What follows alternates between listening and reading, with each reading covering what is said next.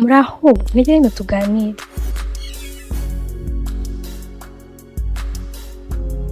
Hari umupira w'amaguru urangira ku kibuga, ariko hari n'igihe umukino utangiye mbere yuko umusifuzi avuza ifirimbi. Iki nicyo cyabaye hagati ya FERWAFA na APR FC. FERWAFA ihindura uburyo Super Cup 2026 yasanzwe ikinwamo, iva ku makipe abiri ijya ku makipe ane. APR FC iravuga iti muri ubu buryo ntabwo tuzayitabira. FERWAFA nayo irasubiza iti niyo mutazayitabira turabasimbuza. Hanyuma Mukura Victor Sport isimbura APR FC. Ariko ikibazo nyamukuru si Super Cup gusa. Ikibazo ni iki? Ese FERWAFA yari ifite ububasha bwo guhindura uburyo irushanwa rikinwamo? Ese APR FC irwanirira uburenganzira bwayo cyangwa yari gukoresha uburemere ifite mu mupira w'u Rwanda? Kandi ikibazo cya nyuma nicyo gikomeye kurusha ibindi byose, ninde watsinze, APR FC cyangwa FERWAFA? Uyu munsi kuri K-SportsCentre reka turasesengura. Ngende Joyce Gakomba.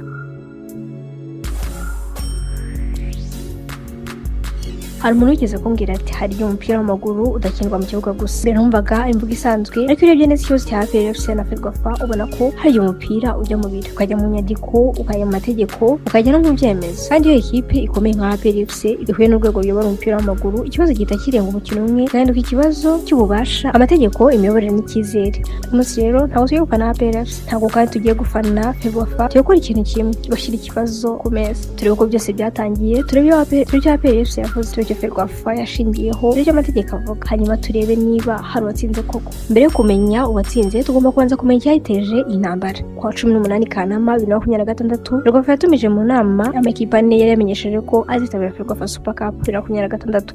Ayo makipe yari APR FC, Rayon Sports, Kiyovu Sport na Police FC. Ariko hari ikintu cyahise gitera ibibazo. Super Cup yari isanzwe izwi nk'irushanwa rihuza amakipe abiri, noneho yari igiye gukinwa n'amakipe ane. Kandi aha ni ikibazo nyamukuru cyaturutse, kuko ihinduye uburyo irushanwa rikinwamo hindura gusa umubare w'amakipe, wahindura gahunda, imyiteguro, imikoreshereze y'abakinnyi, ingendo n'imitegurire n'imikino ikipe ishobora kuba ifite. Kandi kuri APR FC hari ikindi kibazo cyari gihari. Ikipe yari ifite gahunda yo kwitegura CAF Champions League, bityo ikibazo nticyari gusa Super Cup izakinwa, ahubwo cyari ryari APR FC yabimenye. Kandi ese yari ifite umwanya uhagije wo guhindura gahunda yayo? APR FC ntiyemeye gukina Super Cup muri ubwo buryo bushya. Ikipe yamenyesheje FERWAFA ko itazitabira irushanwa muri ubwo buryo. Argument yayo yari ishingiye cyane ku mpinduka zari zakozwe. APR FC yavugaga ko uburyo irushanwa ryari risanzwe rikinamo bwayo kandi kitari yamenyeshejwe mbere ko hazabaho iyo format nshya. Ariko hari ikindi kintu cy'ingenzi, ikipe yari ifite gahunda yo kwitegura imikino ya CAF Champions League, bityo kuri APR FC iyi ntiyari impinduka yashoboraga kugira ingaruka kuri gahunda yayo yose yo kwitegura umwaka mushya w'imikino. Kandi aha niho APR FC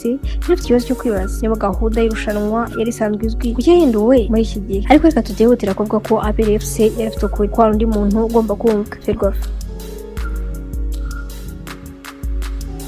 FERWAFA ifite inshingano zo gutegura no kuyobora amarushanwa y'umupira w'amaguru mu Rwanda. Ibi bivuze ko hari igihe igomba gufata ibyemezo bituma amarushanwa akomeza. Kandi argument yayo ishobora kumvikana gutya: irushanwa ni iry'amakipe yose, ntabwo ikipe imwe ari igomba kugena uko rikorwa. Iyo FERWAFA ifashe icyemezo cyo gukoresha format y'amakipe ane, ishobora kuba ifite impamvu zijyanye no kongera imikino, kongera umubare w'abafana, amahirwe y'ubucuruzi, televiziyo cyangwa abaterankunga. Ariko ikibazo gikomeye ntabwo ari ukumenya niba format y'amakipe ari nziza cyangwa mbi, ikibazo ni yemewe ryari. Niba format nshya yari irateguwe imbere kandi amakipe akamenyeshwa hakiri kare, argument ya FERWAFA ibikomeye. Ariko niba impinduka zarakozwe nyuma y'uko amakipe yari amaze kumenya gahunda n'imyanya yayo, APR FC nayo iba ifite ikibazo gikomeye cyo kubaza, kandi ni amategeko atangirira kugira uruhare rukomeye. Reka tujye ku kintu cy'ingenzi kurusha ibindi, amategeko. Mu nyandiko twasesenguye ingingo ya 12 n'iya 13 z'amategeko agenga amarushanwa ya FERWAFA yo kwa 23 Ugushyingo 2022 isobanura FERWAFA Super Cup. Mu bagabo, Super Cup ihuza ikipe yatwaye champion na ikipe yatwaye igikombe cy'amahoro. None ikibazo cyari kivuga, ese hari amabwiriza mashya? Niba hari yatangiye kugizwa ryari, amakipe yamenyeshejwe ryari? Kandi kirenze byose, ese amabwiriza mashya isimbuza ya 2022 mbere y'uko gahunda ya Super Cup itangira cyangwa nyuma? Hano tugomba kwitonda, ntabwo dushobora kuvuga tutabanje kubona ibimenyetso bihagije ngo FERWAFA yishe amategeko. Ibyo byaba ari accusation ikomeye, ariko dushobora kubaza ikibazo gifite ishingiro. Nayo amategeko yari gukurikizwa muri Super Cup 2026 kandi yatangiye gukurikizwa ryari? Kandi icyo kibazo gishobora guhindura uko dusoma uru rubanza rwose. None reka duhindura uruhande, ngo niba dushaka gukora analysis itabogama. APR FC nayo igomba kubazwa ibibazo. APR FC ni ikipe ikomeye mu mupira w'u Rwanda, ifite amateka, ifite ibikombe, ifite abafana, kandi ifite ijwi rikomeye mu mupira w'u Rwanda. Ariko kuba ikipe ikomeye ntibihesha uburenganzira bwo guhabwa ibishaka byose. Nagaruka amategeko agomba guhinduka kuko APR FC itabyishimiye. Ariko nanone APR FC ifite uburenganzira bwo kubaza, ifite uburenganzira bwo gusaba ibisobanuro, ifite uburenganzira bwo kutemera icyemezo mbere ko kidakurikije amategeko. Kandi niba yarabonaga ko hari ikibazo mu buryo bwa Super Cup yateguwe kwanga kuyitabira, bishobora kuba gushaka uburyo bwo gushyira ikibazo ku mugaragaro. Ikibazo nyacyo si APR FC n'ikipe ikomeye, ibyo birazwi. Ikibazo ni APR FC yari kurwanya uburenganzira bwayo cyangwa yari gusaba umwihariko. Igisubizo kuri iki kibazo nicyo buri mufana agomba gutekerezaho. Noneho dufate FERWAFA. Tekereza ko uri umuyobozi w'irushanwa, uteguye format nshya, wamenyesheje amakipe, hanyuma ikipe imwe ikaza ikavuga iti ntabwo turimo gukina. Ese utuhindura gahunda yawe? Niyo FERWAFA yarabikoze, hari ikibazo cy'uko ikipe imwe yabishobora guhindura ibyemezo by'irushanwa. Ariko niyo FERWAFA yarafashe icyemezo ikurikije amategeko yari ifite, hari ikindi kibazo. Ese APR FC yari yemerewe kwanga kwitabira? Niyo mpamvu uru rubanza rudafite igisubizo cyoroshye. Ku impande zombi zifite ibibazo byo gusubiza. APR FC iravuga iti mwaduhinduriye gahunda. FERWAFA nayo ishobora kuvuga iti irushanwa ntabwo rigomba kugenwa n'ikipe imwe, kandi ifite argument ikomeye kurusha indi. Nyuma y'uko impande zombi zitumvikanye, FERWAFA yafashe icyemezo APR FC ntiyagomba gukina Super Cup. Hanyuma Mukura Victory Sport irasimbura. Kuri surface ushobora kuvuga ko FERWAFA yari yatsinze. Kubera iki? Ko format yayo yarakomeje. APR FC ntiyakinnye kandi FERWAFA ntiyasubiye inyuma ku cyemezo cyayo. Ariko gutsinda ku cyemezo ntabwo buri gihe bivuga gutsinda ku mpaka, kandi aha niho ibintu bishobora gushimisha. Reka dushyire ibintu ku munzani. Ku ruhande rwa FERWAFA yashoboye gukomeza irushanwa. APR FC ntiyakinnye, Mukura irasimbura. Bityo niba gutsinda bivuze gushyira mu bikorwa icyemezo wafashe, FERWAFA niyo yatsinze. Ariko ku rundi ruhande rwa APR FC yari ikibazo gikomeye ku mugaragaro. Ikibazo cy'uko amategeko yahinduka ryari, abitabiriye bakamenyeshwa ryari, nuko impinduka z'irushanwa zigomba gukorwa. Bityo niba gutsinda bivuze gushyira ikibazo gikomeye ku meza no gusaba ibisobanuro. APR FC nayo niba muri uru rubanza ntakibonye, kandi niyo mpamvu nta rubanza dushobora guha igikombe cy'intsinzi tutabanje kureba amategeko n'ibihe yakurikijwe.